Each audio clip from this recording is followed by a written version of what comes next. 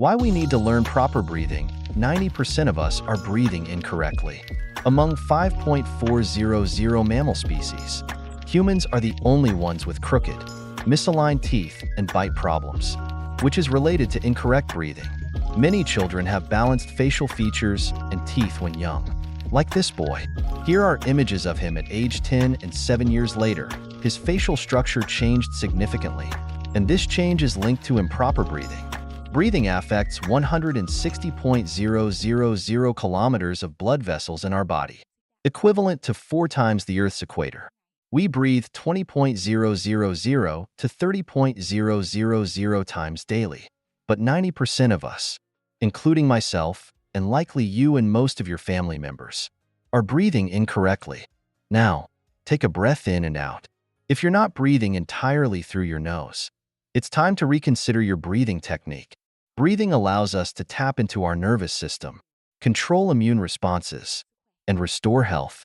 Adjusting even small aspects of how we breathe in and out can help improve athletic performance, enhance mood, stop snoring, sleep better, become healthier, live longer, feel more relaxed, stay more alert, and work with better focus and productivity, regardless of what we eat, how we exercise, how resilient our genes are, or how intelligent we are. None of it matters if we don't breathe correctly. How we breathe affects the size and function of our lungs. And the most important indicator of longevity isn't diet or exercise level, but our lung capacity. So what exactly is the right way to breathe? I was amazed by how much there is to learn about breathing that I never knew before. In today's video content, I'll share the 4 main pillars of proper breathing and why this is the breathing method that you, I, and all our loved ones should practice for the rest of our lives. All breathing exercises, like Wim Hof's techniques, won't make a significant difference if our daily breathing is incorrect. Breathing is the key to enhancing both body and mind performance. You can start practicing some breathing techniques while listening to this video. Listen with 90% attention and keep 10% awareness on your breath. Healthy breathing includes 3 aspects: light, slow, and deep. To optimize these aspects, you should always breathe through your nose. In the 1970s and 1980s, Dr. Egil Harvold conducted an experiment where he inserted silicone deep into monkeys' nasal passages to prevent them from nose breathing, forcing them to adapt to mouth breathing exclusively. He observed and photographed these monkeys for 3 years. Here are images of their faces and teeth before, and here's after the experiment. After 3 years of mouth breathing, the monkeys developed elongated faces, sagging jaws, gaping mouths, crooked teeth, and appeared lethargic. A study in Japan also showed that rats with blocked nasal passages forced to breathe through their mouths developed fewer brain cells and took twice as long to navigate through mazes compared to nose-breathing rats. Studies in humans show similar results. Breathing air through the mouth instead of the nose can lower your IQ. Mouth breathers are more likely to experience learning difficulties than nose breathers. But why is this? Why is getting oxygen through the nose rather than the mouth so important and makes such a difference? The only reason we evolved to breathe through both nose and mouth is for survival. If the nose is blocked, the mouth becomes a backup ventilation system, meaning it's only meant as a backup when we have nasal congestion. Blocked nose, and temporarily cannot breathe through our nose. Nose breathing helps warm, humidify, and clean the air before it enters our lungs. Our nose is designed for breathing with its turbinates, mucus, and cilia. In just one breath, more air molecules pass through our nose than all the grains of sand on all the world's beaches combined. These air molecules, when passing through the nose, are warmed, humidified, pressure regulated, and filtered for germs and pollutants before entering the lungs. The nose acts as our body's gatekeeper. And when we breathe through our mouth, we don't receive any of these benefits. Nose breathing helps increase nitric oxide levels, a molecule that dilates blood vessels to increase blood flow and oxygen delivery to cells. Brain functions, immune system, circulation, weight, mood, exercise performance, and sexual function can all be heavily affected by the amount of nitric oxide in our body. Just breathing through the nose can increase nitric oxide levels 6 times compared to mouth breathing. This is why nose breathing is much healthier and more effective than mouth breathing. If your child breathes through their mouth, things might be even more serious, because 60% of facial development occurs in the first 4 years of life. 90% occurs by age 12, with lower jaw development continuing until around age 18. Young children's faces typically have clear, broad, and attractive features. Many young children have even and beautiful teeth at age 5 or 6. But why do many children develop elongated faces, narrow jaws, recessed chins, crooked teeth, malocclusion, and other less attractive facial features as they grow up? Because they switch to mouth breathing. Like this boy or this girl. Here's her face and jaw at 5.5 years old. And here it is after 2 years and 4 months. At 7 years and 10 months. Conversely, what happens to facial structure and teeth when switching from mouth to nose breathing? Here's an image of a girl at age 11 who was mouth breathing. And here she is at 16 and 31. After switching to nose breathing. Why does this happen? Because the normal development direction of the jaw is forward, occurring due to the force of lips and tongue. Lips create pressure on teeth, estimated at 100 to 300 grams. When swallowing, tongue pressure on front teeth is estimated at 500 grams. We swallow approximately 2,000 times daily, and each time, the tongue pushes up and flattens against the roof of the mouth, creating significant force to shape the jaw. The correct position of the tongue is against the roof of the mouth. As children grow, the upper jaw forms around the tongue. In other words, the shape of the upper jaw is the shape of the tongue. Since the tongue is U-shaped, it creates a wide facial structure with enough room for all teeth. But when mouth breathing, the tongue cannot rest against the upper palate, leading to underdevelopment of the upper jaw, resulting in a narrower facial structure without enough room for teeth, causing crooked teeth. Therefore, every child has the potential to develop an attractive face and minimize dental problems if taught proper breathing. The next pillar of proper breathing is breathing light, slow, and deep. Now let's pause this video for 1 minute to do an experiment. Count how many breaths you take in 1 minute. 1 breath counts as 1 inhale plus 1 exhale, and don't change anything about your breathing for now. Just breathe as you normally do. And let's begin.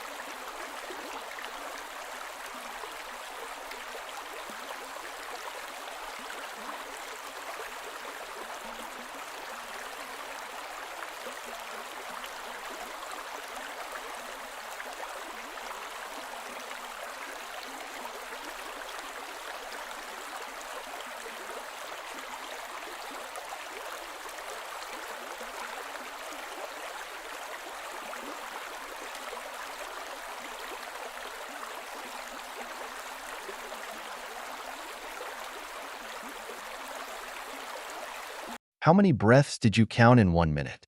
Mine was 20 to 22 breaths per minute. Most people breathe between 15 to 30 breaths per minute. This number might not seem significant until I learned that the healthiest and most effective breathing rate is just 5.5 breaths per minute. But why is this so important? How does breathing 5 versus 20 breaths per minute affect our body?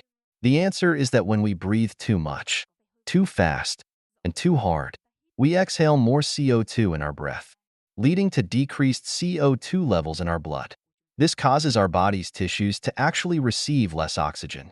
Then, they cannot function as effectively as we need, especially our brain. Overbreathing puts our body in an oxygen-deprived state, with insufficient oxygen reaching the brain. When the brain lacks oxygen, even for a short time, it can impair brain functions, making the brain more agitated, thoughts more rushed, increasing anxiety and stress, making it harder to concentrate and make sound decisions. But you might wonder, doesn't this sound illogical? Clearly, we inhale oxygen and exhale CO2. So why does breathing more, meaning we're inhaling more oxygen, lead to less oxygen reaching our cells? Because having enough oxygen in the blood doesn't necessarily mean our body's cells are getting enough oxygen. The amount of oxygen our muscles and organs use doesn't entirely depend on the oxygen level in our blood. Under normal conditions, our red blood cells already have an oxygen saturation level of 95 to 99%, and this amount is sufficient even for the most strenuous exercises. This means we always have enough oxygen in our blood, whether we breathe 30 times or 5 times per minute. A healthy body will always have enough oxygen. What's truly important for our body to function well is releasing oxygen from hemoglobin to supply our tissues and organs. If you don't remember what hemoglobin is, it's an oxygen-carrying protein found inside red blood cells, and blood CO2 allows oxygen to be released from hemoglobin. This physiological phenomenon is called the Bohr effect, described by Christian Bohr, father of famous physicist Niels Bohr, in 1904. Simply put, the higher the blood pH, the stronger oxygen's affinity for hemoglobin, and vice versa.